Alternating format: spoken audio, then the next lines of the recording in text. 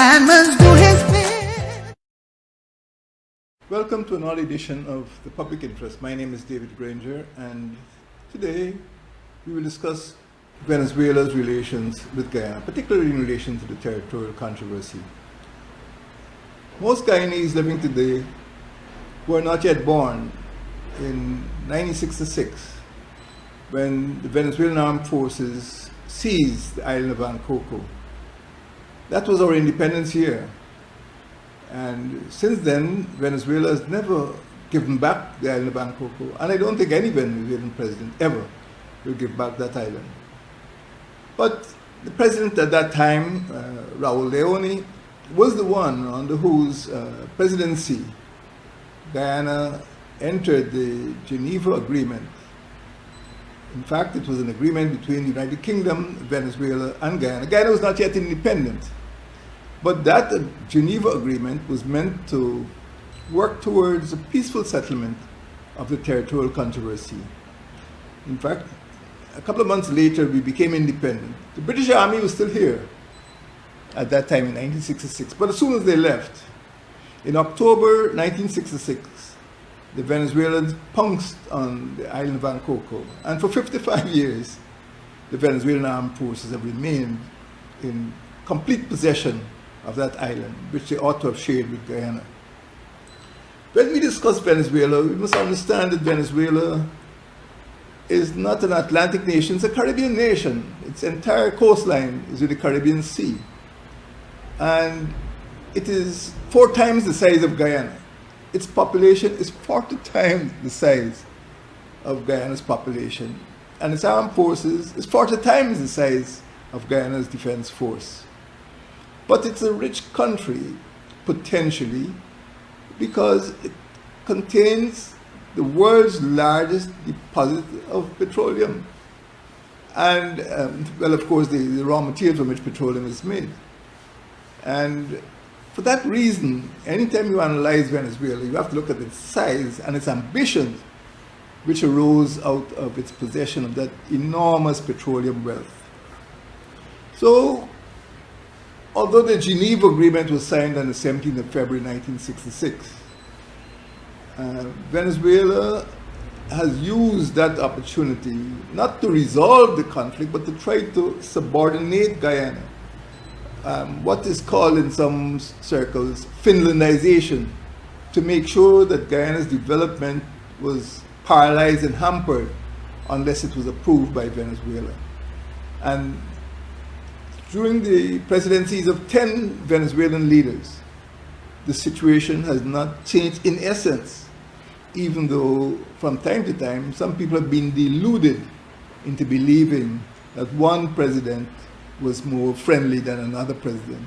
And at present, some people think that President Hugo Chavez, after whom the center is named in West Berbice in Region 5, that he was a friend of Guyana. He's a friend of Guyana. Venezuelan interests are driven, like the interests of any country, by national interests. And the presentation of that center and other concessions were all about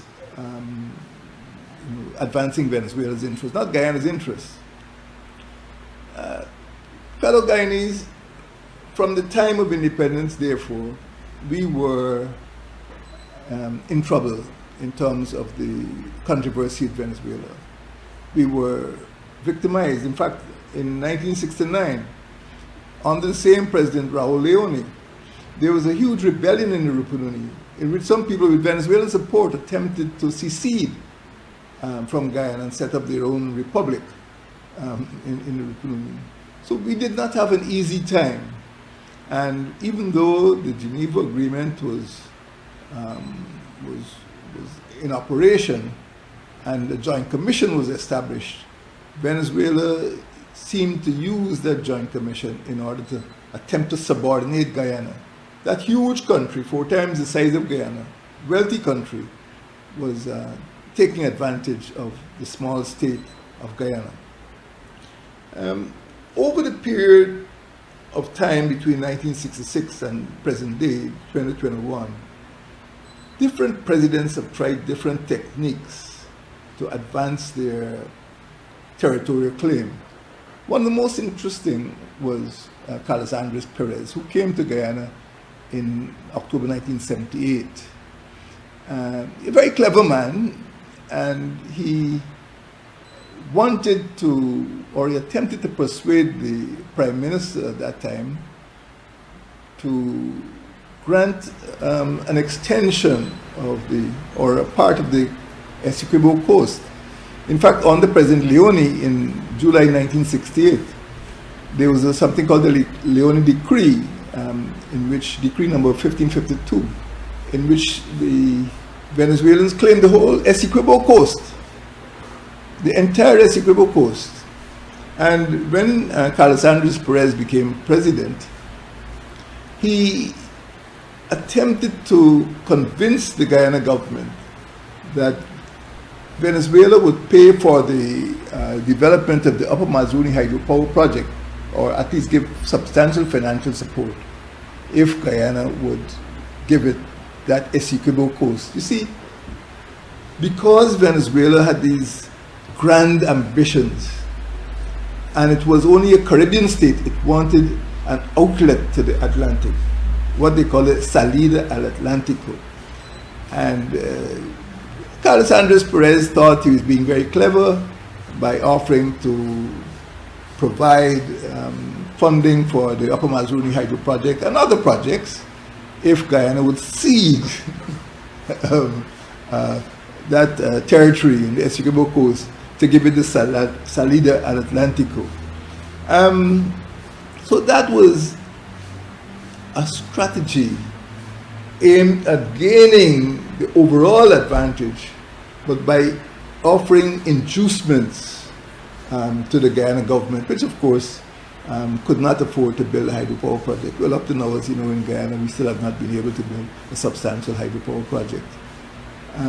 But that idea, which I can call globality, they tried to separate the territorial controversy from being dealt with on a one-on-one basis, and to deal with it as a matter of development of the entire Essequibo.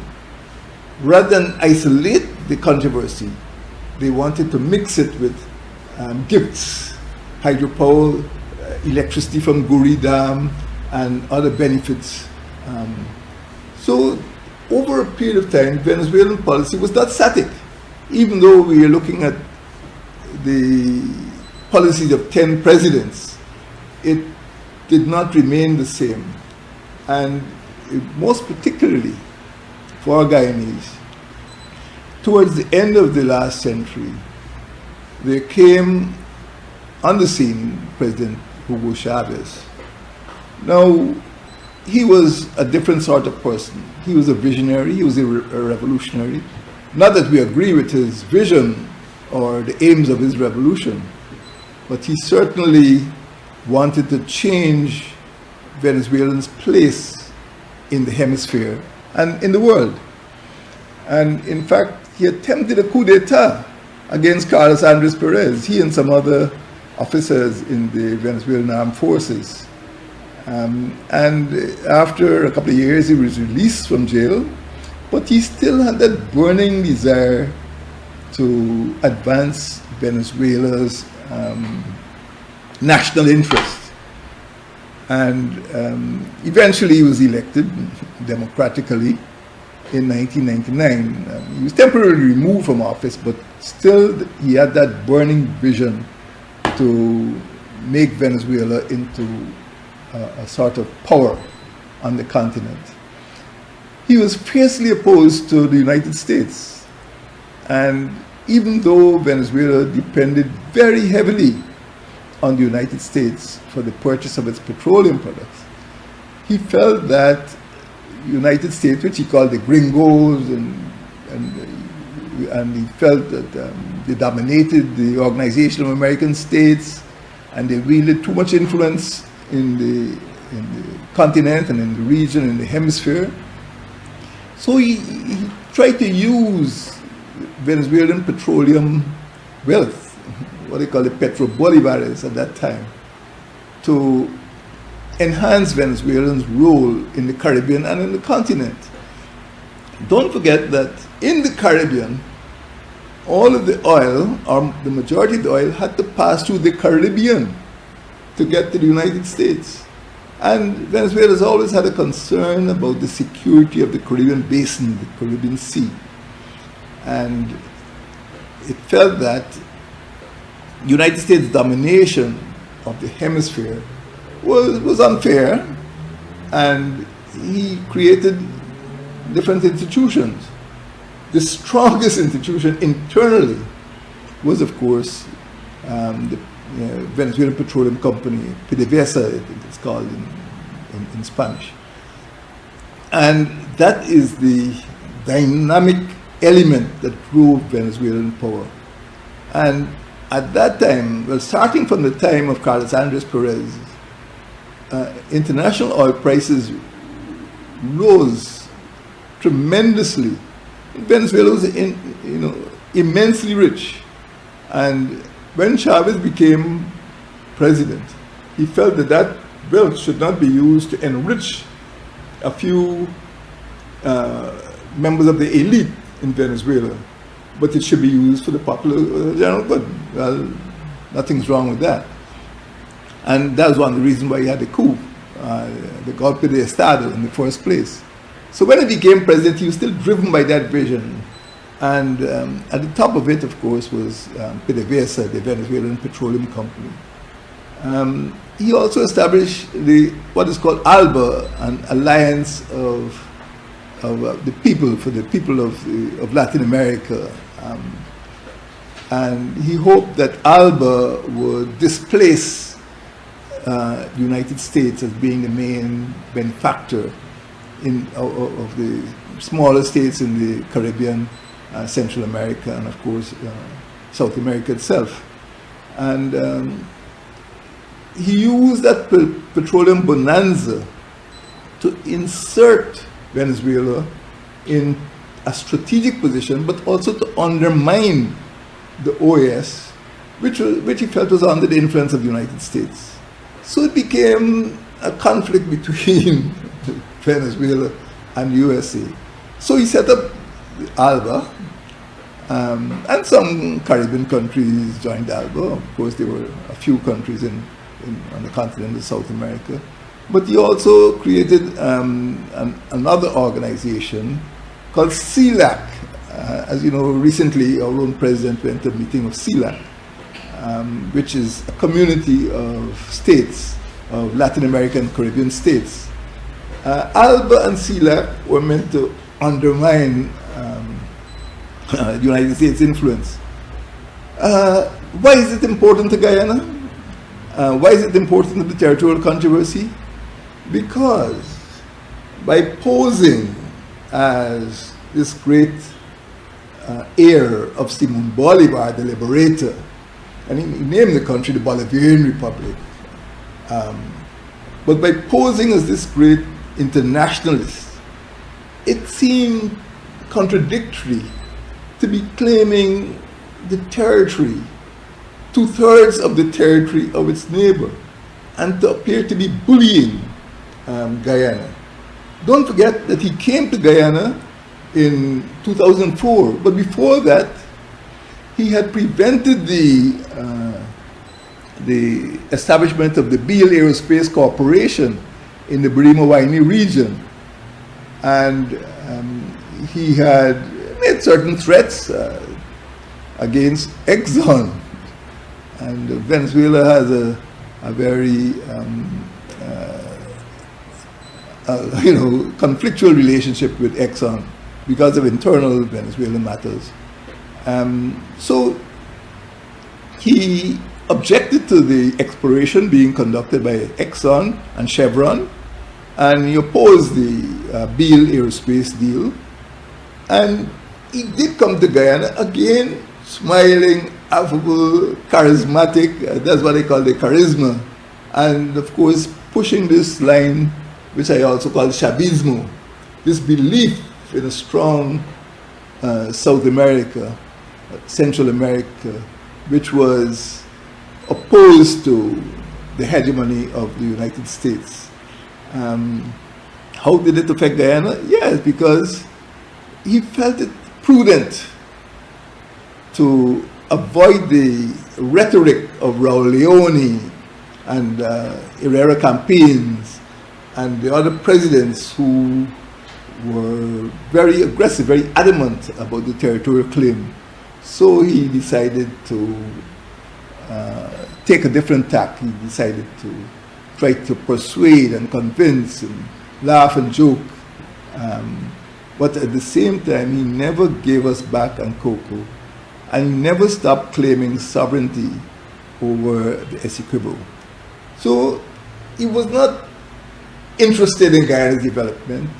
He was interested in giving the impression that he was not as aggressive as his predecessors, and that he and Guyana could work out something. You know, he was interested in projecting the same policy of globality.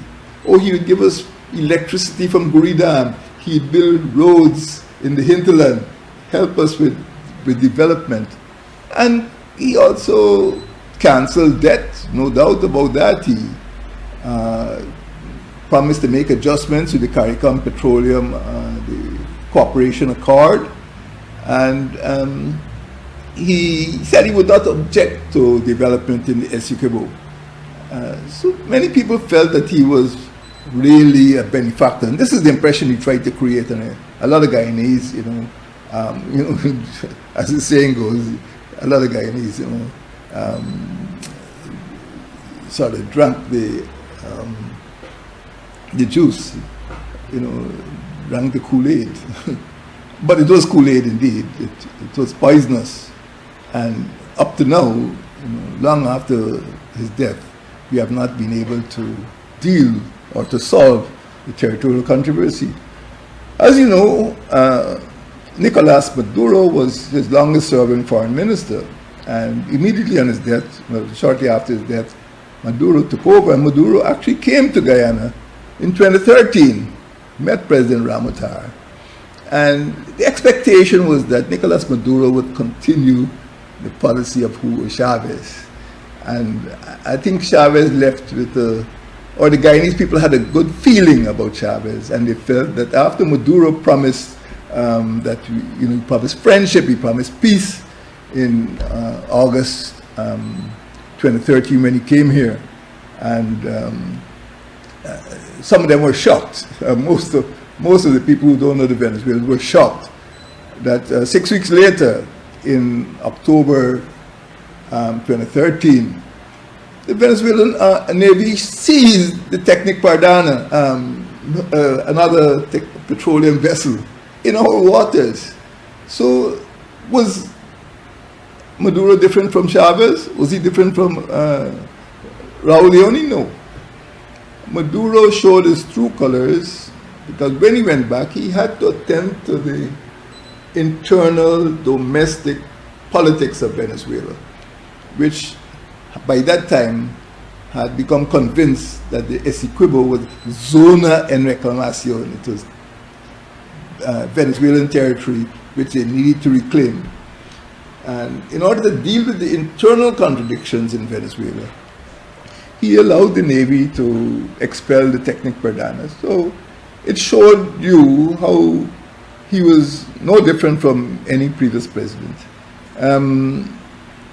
Then, of course, in 2015, on Guyana's Independence Day, 26th of May, the same day that my inauguration parade was held, he issued a decree, decree number 1787, again restating the claims to our maritime zone and calling for the removal of Exxon and calling on his own armed forces to enforce the sovereignty or the purported sovereignty of Venezuela over Guyana's maritime zone. That was in 2015. So it has not represented, or that decree has not represented any change in Venezuelan policy. And at this point, let me interject that the United Nations was not a silent observer. Under the Geneva Agreement of 1966, February 1966, the United States Secretary General had a specific role to guide the process towards a peaceful solution in accordance with the statute and the Charter of the United Nations. And in 1989, under President Desmond Hoyt, we embarked on a good offices process, having failed in the Joint Commission to achieve any solution because of Venezuelan intransigence. For about 25 years, we embarked on this good offices process. And I became president in 2015, and I think we all agreed, I think both sides, the PPP and the PNC and the APN, agreed that the good offices process was not resolving the problem. And it was giving the Venezuelans an opportunity to work towards attempting to soften Guyana's public opinion to accept that this issue could be dealt with bilaterally between Guyana and Venezuela through negotiations. But we realized that the good offices process was exhausted and it was going nowhere. And we would have been talking for another 55 years. And the government of Guyana, with the support of the opposition at that time, agreed that we should go resolutely towards a judicial determination of the controversy. And I was able to meet Secretary General Ban Ki-moon, and he gave the process another year, and I was able to meet again with Secretary General Antonio Guterres. So more or less by that time, the good offices process was dead, and I was very happy that in January, the end of January 2018, Secretary General Guterres was able to refer the controversy to the International Commission of Juries, which he had the power to do. And that is where it is now. So looking back over this 55-year period, we can see that Venezuela was relentless in its pursuit of Guyana's territory, and particularly after 2015, petroleum reserves in the maritime zone. Could there be war? Well, I think Venezuela has shown that it can apply any amount of force in the maritime zone. Air flights, overflights. We know that sometimes troops have intruded. Up to 2015, Venezuela had boats with guns. I can't call them gunboats. They're not naval vessels, but river boats, with heavily armed river boats, and different forms of artillery in the Cuyuni River in order to intimidate Guyana. So the border area, nearly 800 kilometers of border, people are living in fear. There could be sindicatos, gangs, there could be sometimes intrusion by members of the Venezuelan armed forces, there could be overflights, fishermen are harassed, sometimes, petroleum vessels could be expelled. Situation is very unstable and there's a great deal of uncertainty. Now, what can Guyanese do? Guyanese have to understand that after 55 years, no Messiah is going to come from Miraflores, the Venezuelan presidential palace, and just say, hey, the controversy is over. We're going to build roads, we're going to give you electricity from Guri Dam, we're going to build centers in West Coast Babis. It's not going to happen. Venezuela is driven by national interest, like any country is driven by national interest. And the only reason there was a change on the Chavez coming after, Lucinchi and Caldera and Carlos Andres Perez is because he saw himself as this South American Messiah, and he did not want to appear to Cuba, and Ecuador, Bolivia, as being a predator, as being an aggressor nation. But the policy has never changed. And I would go back to the policy of Carlos Andres Perez, who I wouldn't say he let the cat out of the bag, but he said clearly, Venezuela wants a salida al Atlántico.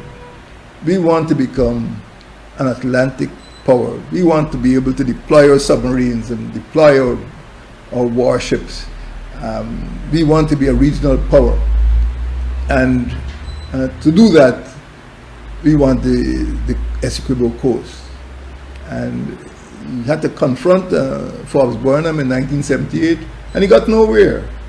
And Guyana has shown that by resolutely standing up for its sovereignty, regardless of whether PPP or PNC is in office, has been the most fruitful course of action. Where are we at present? I urge politicians, academics, researchers, not to be duped, not to be deluded by Venezuela's false promises. There have been people in the past who have urged Guyana to be, less resistant to Venezuelan, advances. It never worked.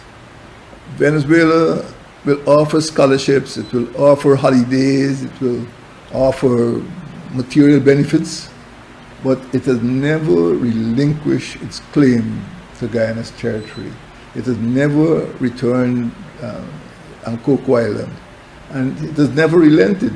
By now, the notion of Venezuelan Essequiba, of zona en reclamación, is so deeply embedded in the Guyanese, in the Venezuelan psyche, in the schools, in the maps, in the posted stamps, that it is practically impossible for any president of Venezuela to get up and say, hey, we were wrong all the time, and we now relinquish our claims to Guyana territory. The unfortunate consequence is that Guyanese will have to live with this shadow of Venezuelan threat, until maybe the ICJ gives a ruling, and then the whole world will realize that the pressure that we've been under for the last 55 years has been not only unbearable, but it will not result in a solution to the territorial question. Guyanese, we are faced with a situation in which the best counter, the best response to Venezuelan aggression has been, and should be, continue to be, the resistance of an educated Guyanese politic. That is why in the 1980s we started with the well-known song, which every school child used to know, "Not a blade of grass." And once that feeling permeates the whole country, once every Guyanese accepts that we are not going to give up our territory, whether it's the Suriname on the east or the Venezuela on the west, that is the best bulwark against Venezuelan aggression. So I urge Guyanese at all levels, regardless of their political affiliation, not to, not to drink the Kool-Aid, not to feel that Hugo Chavez and Chavismo were the solutions to Guyanese problems. We will solve the problems in the court, and we will enjoy our full 215,000 square kilometers, and we'll pass that legacy, that bequest onto our children for generations to come, and they'll thank us for it.